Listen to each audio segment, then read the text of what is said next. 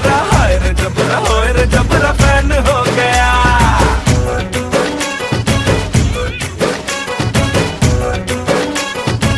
Hi, this is Melanie, movie maven gal for Pardesi, and I'm joined here with Margaret. I've already done one glowing review of Arjun Reddy. I had to go again because Margaret was going, and so I wanted to see it a second time. That's right, 2 times in 1 week. But this time, this is going to be a spoiler-filled discussion. So if you have not seen the film, turn this off right now, go and see the film, then come back. Because I just was waiting to have somebody to discuss this movie with, because there's so many issues in this film. There's so much to talk about. It is kind of long. It's over 3 hours long, and on a second viewing, I would say the second half could have been tightened up a little bit. But I have never seen Dev D. We were just mentioning, I said this is like Dev Dust but with a happy ending, because I really didn't know where it was going to go the first time I saw it until those very last moments. I didn't know that we were going to end up with a happy ending, because when I've seen Dev Dust before, you know, he dies or whatever, you know. I mean, he went so many dark places in this film. It could have ended that way at any moment. Yes. So what I was saying is she has to see Dev D, because, and now there's spoilers for Dev D.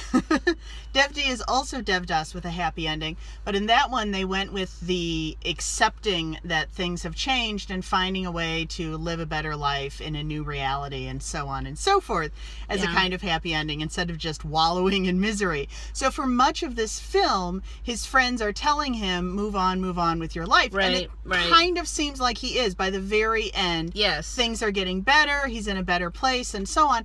And so I'm ready for that kind of Dev D ending, or Akshay Khanna's character in Dil Chahta Hai, or one of those other movies where it's about unrequited love, and then the happy ending is accepting the end of the love affair and moving on to something else. Or heck, we just saw Ninu Kori earlier this year, same sort of plot. So I was waiting to see what would happen with that all the way through the movie.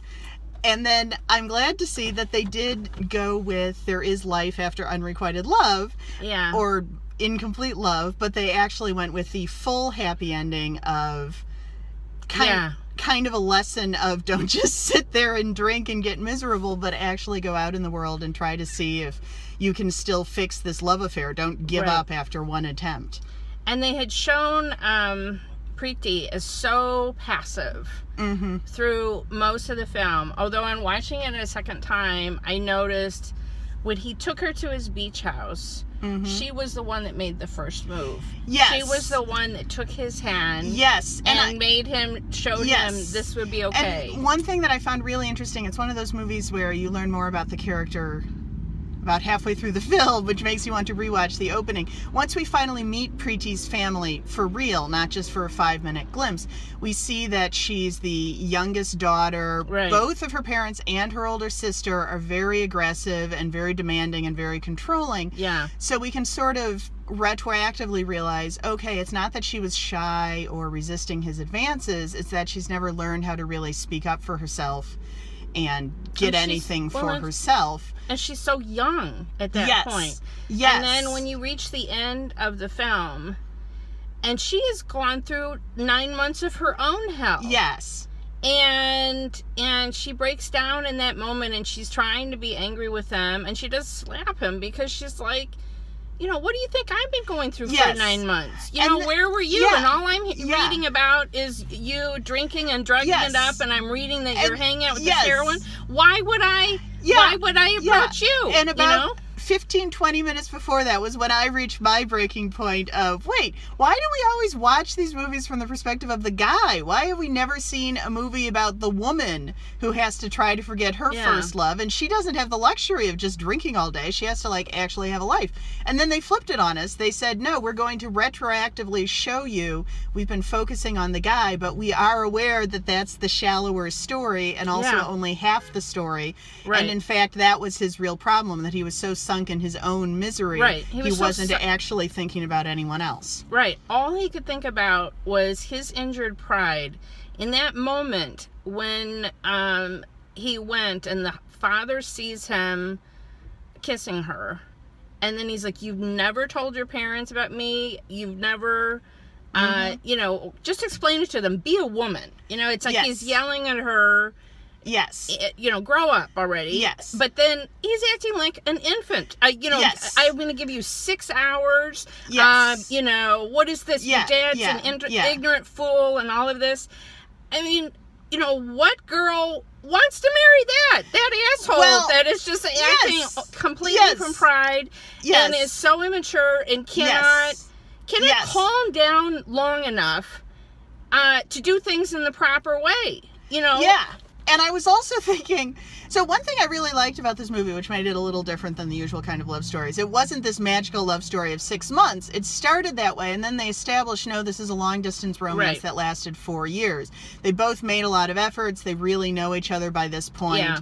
It's not just, oh, true love at first sight. It's a lot more than that. Yeah. And that's one thing that I really liked. If you flip it a little by the end... So we're watching 9 months out of this. He says at one point, how can I forget her in 9 months when we had 4 years? Right. So if you flip it, you can say, okay, they had one really bad fight that lasted 9 months, and then they got back together. Right. It was just a longer version of multiple fights they probably had over the course of the relationship. And he talks about that. In that one scene, he talks about, we always would fight, and we would fight over who would speak up first. Yes. And then when she would put the mattress on the ground, that I would know she was ready. Yes. But she wouldn't say the words. Yes. But she would put the mattress on the ground to say, I'm ready to make love and make up.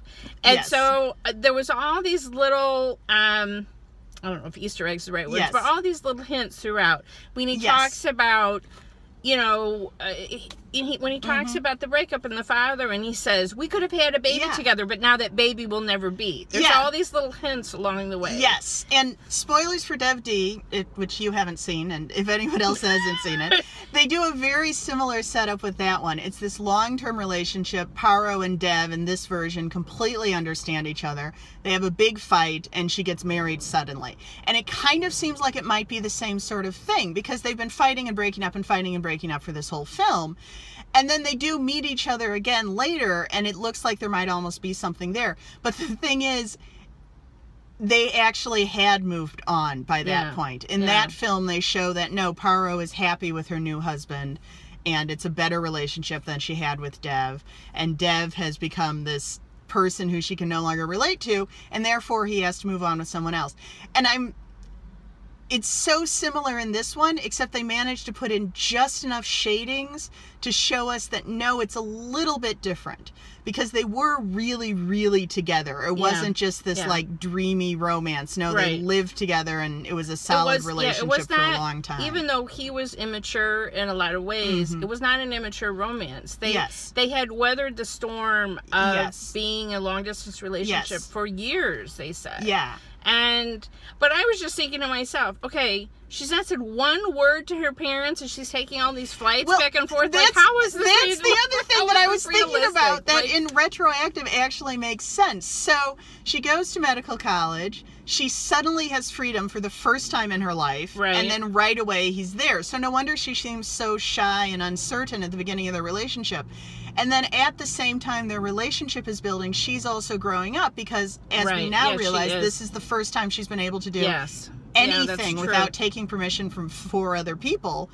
And now she finally can make her own decisions. So I'm assuming, in the odd state of the freedom of medical college, she's able to take flights and go on these trips without her parents knowing about it. Right. And that sort of becomes normal. But then there's this split personality effect where she returns home and all of a sudden she has to go back to being the obedient daughter. And that's what he doesn't understand, because as a man, he doesn't have that split personality. And he didn't. He's the same no matter where he is. Well, and as she points out, you don't have sisters. You don't understand the restrictions that I had.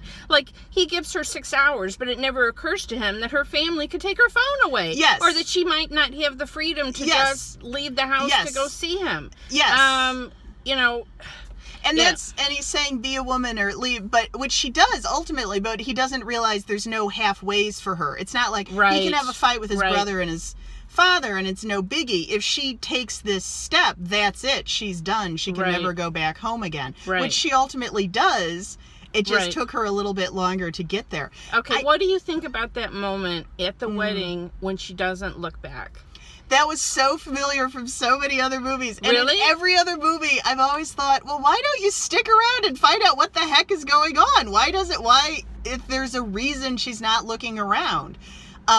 Yeah, it was Tara Nam was the first one that came to mind for me, which had a similar thing. Okay. And then we find out, and now spoilers again, because you can't talk about this movie without talking about the ending of a million other movies. Right. We find out that she's very passive throughout the wedding, and it's because she's planning to kill herself, which our hero doesn't learn until it's too late. Oh. So there's a lot of movies like that. Okay, so it's giving shadings, you're saying, and it's echoing other movies. Yeah, okay. and not necessarily echoing, but that whole, the imagery of I'm going to burst into the wedding, and then the bride doesn't turn around, the bride doesn't react the way the hero expects her to react.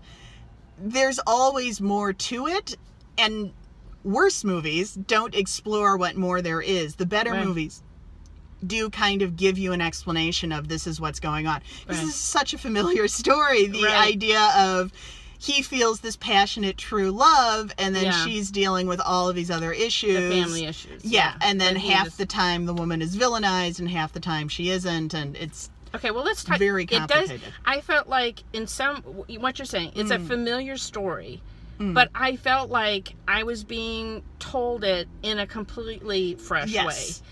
And this is a debut director. You know, like I said, there's some things I would have tightened the movie up on the second viewing, you know, some of the, but then again, would I have given up like Shiva's little conversation with his father? That was such a fun little comedic aside. Did it need to be there? Maybe not, but I enjoyed it so much I wouldn't want it to go away. Yes. And I loved the character of the friend Shiva. Love him. But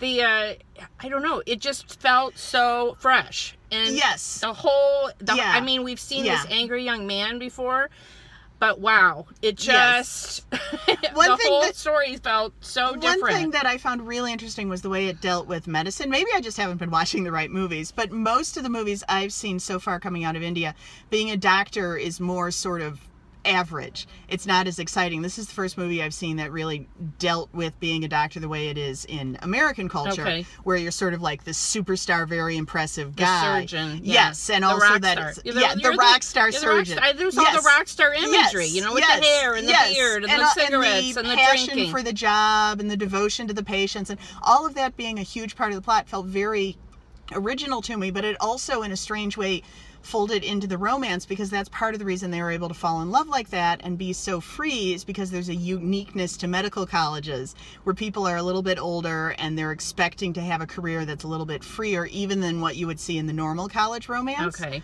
So the way that whole thing was handled felt very different to me. The filming style felt extremely different, although it's kind of similar to what I've seen in Tamil stuff. Okay. But this is Telugu. To me, it reminded me of some Malayalam films. Yes. Not completely. Yes. But, you know, Murchi or any other masala kind of thing where we've seen an angry man lose his cool. Yeah. Nothing like that. I mean, it's showing the consequences of him being this angry, out of control man. Yes. And what it does to his life. You know? It's because he can't keep his cool that he loses her. Yeah. And have you seen, oh man, I can't, something. It's a Gautam Menon film. It's the one A.R. Rahman did the music to. It has the Hosanna song in it.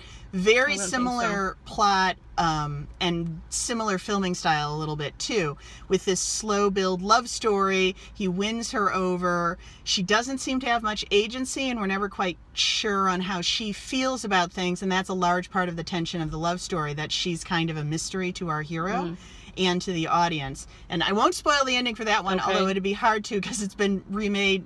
It's been made, I think, 4 times, and each version has a different ending, so pick a version and it'll have a different ending. But that's sort of the same as this, where you can go along through the whole film and you still have no idea how it's going to end. The first time, this is the second time, the first time that I saw it, I really, until the last minute, had no idea where, and I appreciated that they gave us sort of an epilogue. You know, it's sort of like in a romance novel, you get the epilogue and you get a little bit more of the happiness, and you see she was accepted by the family. I love the brother's expression of like, fine. You know, like you could just see the brother's exasperated look, like, Really? You had to just go to the registry and get married? Like, really? Okay, fine. I did find that epilogue very interesting, but it was because it was definitely a rewind. Did you notice the brother and sister-in-law were also in sort of wedding-y outfits by the end? So it's a kind of, okay, if everything hadn't gone wrong at the interval, this is what it would have been. It would have been a double wedding or a wedding back to back. Right, and they were doing the wedding pictures at the end. And now they're doing the wedding pictures that they never got. And then Arjun has the hugest smile of the entire thing. Yes. I mean, the other thing that felt really fresh to me, how many of these college romances have we seen?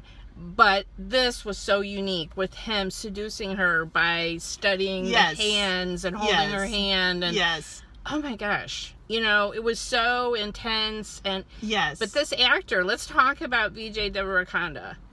Oh man. In the middle of this today, I was thinking about how much he reminded me of young Amitabh, because he just has that long, lean look. He is so charismatic on the screen. You can hardly look at anybody else when he's on screen. He just commands your attention. So he's got the angry young man thing down, that's for sure. Yeah. I don't know what, I know he's done another romance that was really big, but I don't know if he's done action or other kinds of films. Yeah. Well, and this film, I mean, it was done so well and the script was so good that I'm sort of withholding judgment. So he did a wonderful job in this movie. But I'd like to see how he does in a bad movie, essentially. This is see if he's still good in a bad movie as he is in a good movie. I mean, I was talking because the interval point is the point where he overdoses on morphine. And the camera is centered on him wetting his pants. And I said to you in the break, I said, what other actor in Indian cinema besides someone like, okay, maybe Rajkumar Rao or Nawaz would do it. People who are used to doing more parallel cinema and art films, maybe they would be willing. But I can't think of any other hero that would show themselves in such an unflattering light like that. But it's key to seeing that's how far gone he is. Yes. He's so far gone. Yes. Yeah, and that, I mean, in a greater sense, that's what's so amazing about this movie, and that's where it truly is a Devdas film, because Devdas is supposed to be pitiable and disgusting and worthless. That's the ideal Devdas, that he has fallen so low that most people would ignore him and look the other way. And that's where I feel like this film really nailed it. The key is not Devdas as this poetic lover, it's Devdas as the addict who's living on the streets, because that's what society and love and so on have brought him down to. And that's where I feel like this actor really embraced it. And he went for it. I mean, again, Dev D, I don't think there's a scene like that, but they come awfully close. He's a disgusting Devdas. He's a Devdas you can cite. I don't know if I can say Abby like that. Okay. Yeah, he's a Devdas you sort of wouldn't want to sit next to on the bus. Yeah. But I could see he's such a good actor. But I could see he's such a good actor that he would really also go there. Yeah. So yeah. Wow. I just, I'm really glad that you saw this because I couldn't wait to talk about it with somebody. But we've been talking almost 20 minutes, so any closing thoughts? Nope. I think I've said everything I could say. Now, Margaret has a blog called Don't Call It Bollywood. She's also started her new YouTube channel of the same name. I'm sure she will have lots to say in written form about this movie. So check out her blog. I'm sure she'll be writing both. We're going to even bother with a spoiler-free review. I'll probably do a spoiler preview, but it'll be pretty short. She'll probably do at least 2 reviews of this film, so check out her blog. Please, if you'd like to see more discussions and trailer reactions, film reviews, press the subscribe button and follow me on Twitter at PardesiYT, and Margaret is at mredlich, REDLICH 21. Yes. So thanks again for watching.